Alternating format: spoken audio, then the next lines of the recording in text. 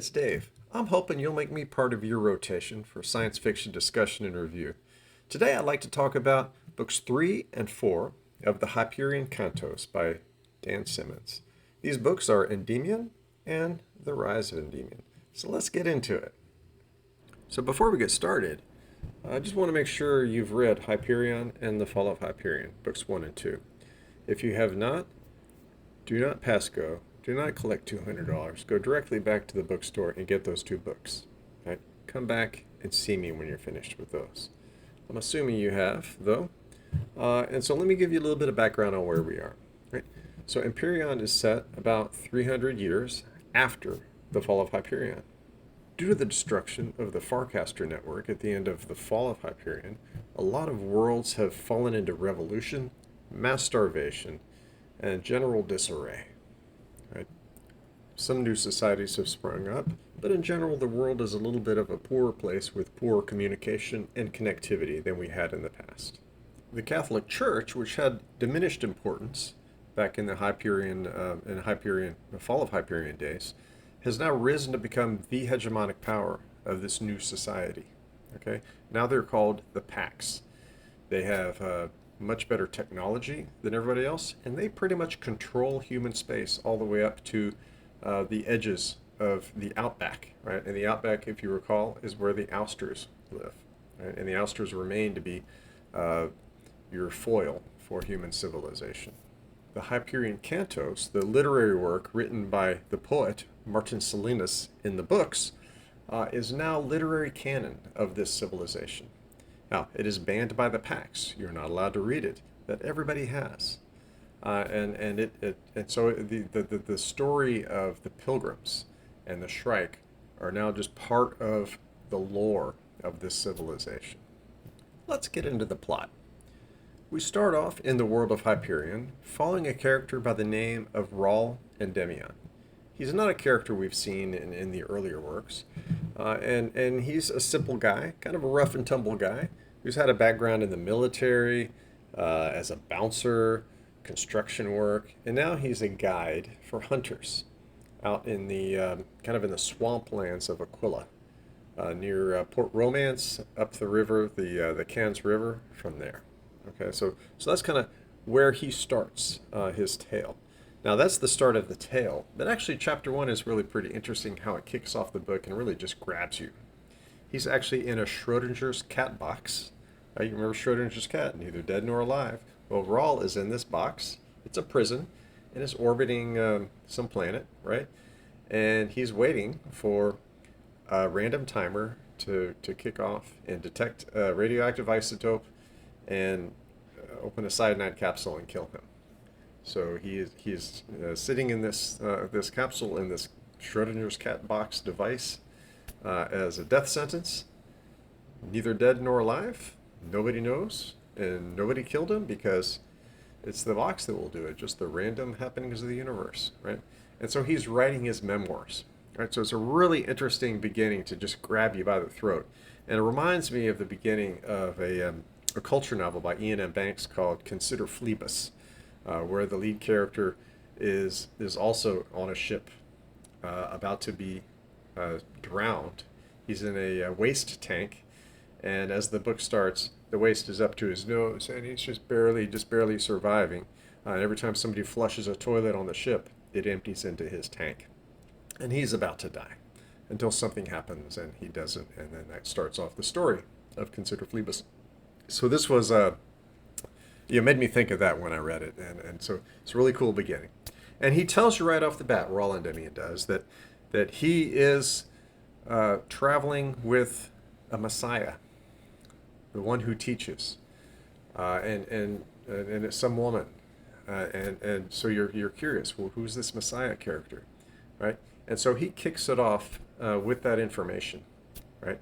And that's really what the story is going to be. Somehow, Rahl gets a mission to go rescue a 12-year-old girl and then travel with her. And eventually, he and she are together are supposed to somehow unseat the Pax and solve a lot of really big problems that span across civilizations. So quite curious how this might happen. So after Rahl gets this mission and meets this girl, the narrative arc of the book really takes hold, right? This book makes me think a lot of the Adventures of Huckleberry Finn. I mean, if you look at the cover of the book, they're on a raft, right? So it makes you think of the Adventures of Huckleberry Finn, right? You've got Rawl, you've got this girl, and you've got this other character. So think of him as a stand-in for Jim with Huck and Tom. All right, so you've got these three characters on a raft traveling down a river and having all sorts of adventures. So the plot is an amazing chase scene, right, with great escapes, conflict, battles, and it comes to an amazing crescendo. You think, how are they going to get out of? How will they get out of this one? And eventually, somehow, maybe they do. There's a sequel, so I guess they do. That's not really a spoiler. And that's how the first book wraps up, after a huge showdown. As we get to the rise of Endymion, the plot is similar in that we still have the chase. We've got conflict. We've got epic battles. We've got escapes. But the rise of Endymion has a lot more philosophy and theory in the book. Okay, we get into really a lot of thoughts about humanity, and goodness and love, and there's a lot of religious overtones, not overtones, in your face, religion, and you have this character Ania, and I'll get into her name in a minute, but Ania is like this new Messiah. She is a Christ-like figure in this work, and it's not this subtle Christ-like figure that some lit major figured out. Oh, I think I see some parallels there. Like you're reading The Old Man and the Sea or something, and they're carrying. This is in your face, right? This is in your face, meant to be. And she even addresses it. She, the character Ania, addressed it. Said, "No, I don't want to be that. I am just the one who teaches." Okay, so you do have some parallels intentional to Christ as her character. And she's bringing a new reconciliation between humanity and the core, between humans and machines, right, and artificial intelligence. And so it's really, really compelling, right? And there are tons of parallels from well, I'm not even going to get into it because it tells too much of the story, but you'll see the parallels. They're very obvious. And so that's really, really compelling, right? Just all the religious overtones. You have the Pax, right? The Pax is this the hegemonic power of this world, and they have some kind of technology advantage. We're not sure how they got that, but they have some technology advantage, and they're not necessarily the best guys around. This is not a critique of the church or of organized religion, but really it's a critique of humans and organizations. When they get too much power, they tend to lose sight of their original mission and focus solely on maintaining and growing that power. And that's what we see here with the Pax. Let's talk about the name of the character, Aeneas. Aeneas is like Aeneas, right? You got Virgil's Aeneid, and Hyperion is an epic, right? And we have the Hyperion Cantos epic poems based on Hyperion from Keats, another epic based on the Greeks, right? So Symonds loves his epic poetry.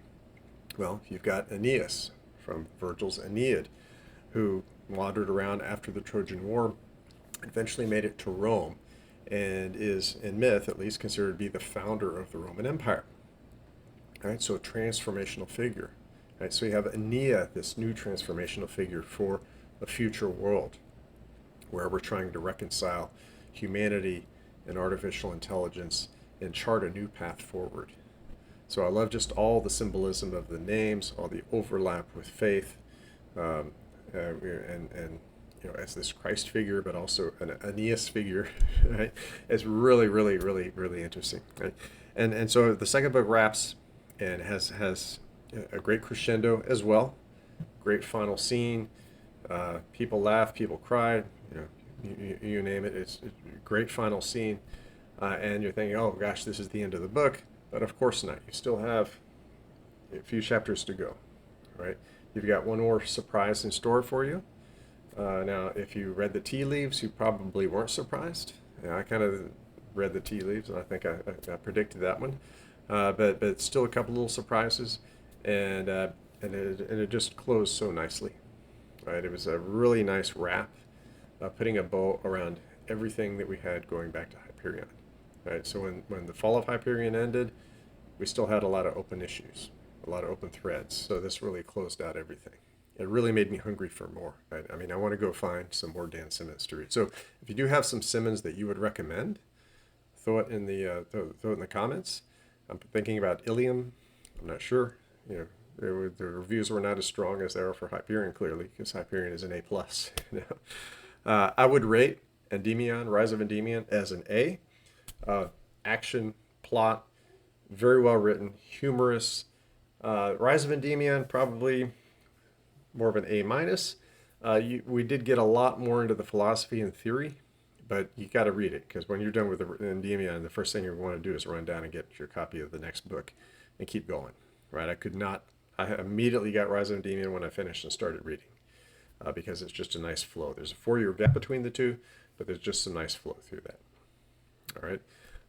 But what it really made me want to do is go back and read The Fall of Hyperion. Right? After seeing everything that happens, I want to go backwards now. So, somewhat how they're bouncing around in time in these books, right? I want to go back and read The Fall of Hyperion, see what I missed, see what kind of nuggets were in there that oh gosh, that could take me forward. And then I'll go back and read Hyperion again, right? Because there were some things that happened to certain characters, and I'm like, I didn't know that was consistent with that character. I need to go back and read more about that character, read that character again, and see how that could have happened, right? So really, again, A minus. If I'm saying Hyperion's an A plus, Endymion's an A, Rise of Endymion A minus. Read the books. Definitely recommend it if you liked Hyperion. Like and subscribe. See y'all next time. Thanks.